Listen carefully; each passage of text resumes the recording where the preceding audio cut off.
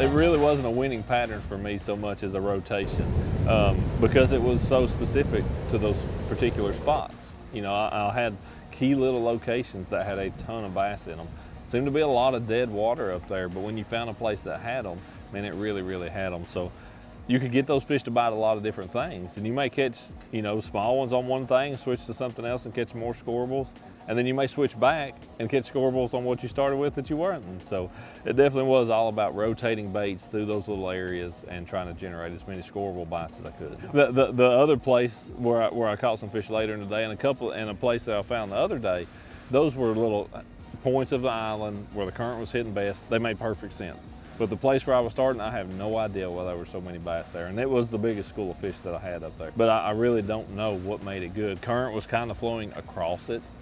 But I think maybe more than anything, it's just the fact that it was a void.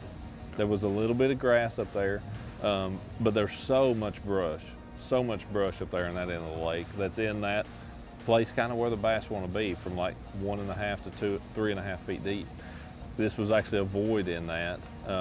But it wasn't like a junction, it wasn't a ditch, it was just a void in that timber, and a lot of bass living in it. A crankbait was what I started with the very first day, and that was, you know, that was what I started with, but then went to a bladed jig pretty quick.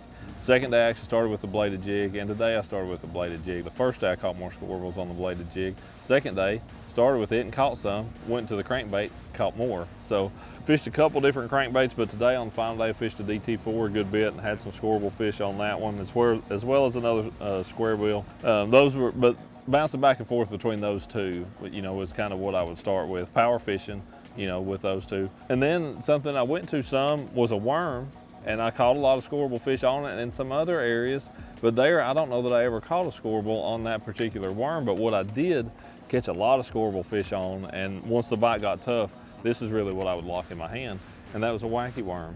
That's a Bass Pro Wacky Sticko, black and blue, with a #1 VMC weedless Nico hook. I love that setup. Man, it is lights out. You put that 12-pound leader on there, which is a little heavier than what a lot of people fish, but when you're in dirty water like this, man, you can get by with it, and you never have any issue then. And honest to goodness, there was a bush about twice the size of that trophy, and a gap that was about as wide as this lid. I'd love to know how many I caught out of that gap. I haven't had the last two in Texas and coming here, and then especially after the first couple days to win my qualifying round, automatically make the championship. I'm like, oh, maybe it'll happen again. And after the first period, I was like, yeah, we're looking pretty good. After the second period, not so much. And halfway through the third period, it wasn't looking real good. But that last 25 or 30 minutes or so, we finally turned it back around and unbelievably able to get it done. So I thank God for the blessing of this day, and yeah, just so awesome. Yes! Yes! Thank you, Jesus.